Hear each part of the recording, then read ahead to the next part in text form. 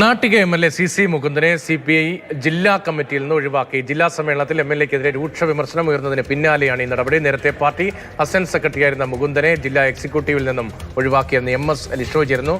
ലിഷോയ്, MLA-ക്കെതിരായ പാർട്ടിയുടെ കണ്ടെത്തൽ എന്താണ് എന്നത് പുറത്തേക്ക് അത്തരം വിവരങ്ങളൊക്കെ പുറത്തേക്ക് വരുന്നുണ്ടോ?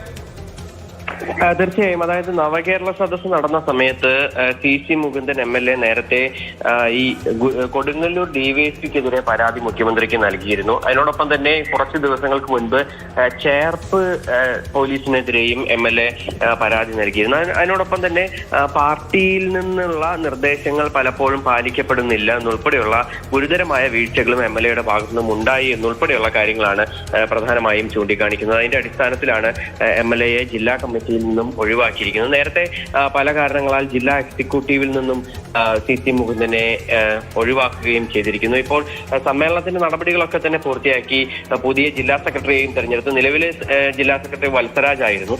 അദ്ദേഹത്തിന് പകരമായി ഇത്തവണ KG ശിവാനന്ദൻ CPI-യുടെ തൃശൂർ ജില്ലാ സെക്രട്ടറിയായി തിരഞ്ഞെടുക്കപ്പെടുകയും ചെയ്തിട്ടുണ്ട്. CC മുകുന്ദന്റെ ഭാഗത്തുനിന്ന് മറ്റെന്തെങ്കിലും നീക്കങ്ങളുണ്ടോ?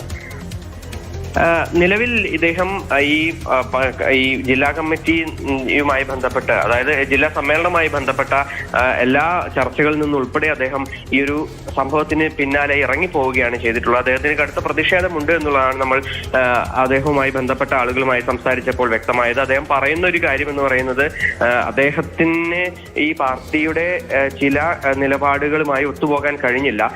ഈ തന്റെ കള്ളയൊപ്പ് ഇട്ട മുൻ പേഴ്സണൽ സെക്രട്ടറിക്ക് വേണ്ടി പാർട്ടി നിലപാടെടുക്കാനായി ആവശ്യപ്പെട്ടു. അതുകൊണ്ട് താൻ അതിന് പക്ഷേ വഴങ്ങിയില്ല. അതുകൊണ്ടാണ് ഒരുപക്ഷെ ഈ ഒരു നടപടി എന്നുൾപ്പെടെയുള്ള കാര്യങ്ങൾ മുകുന്ദന്റെ ഇനിയുള്ള നീക്കം എന്താണ് എന്നതും വളരെ പ്രധാനമായിരിക്കും. MS ലിഷോയാണ് ആ വിവരങ്ങൾ നൽകിയത്.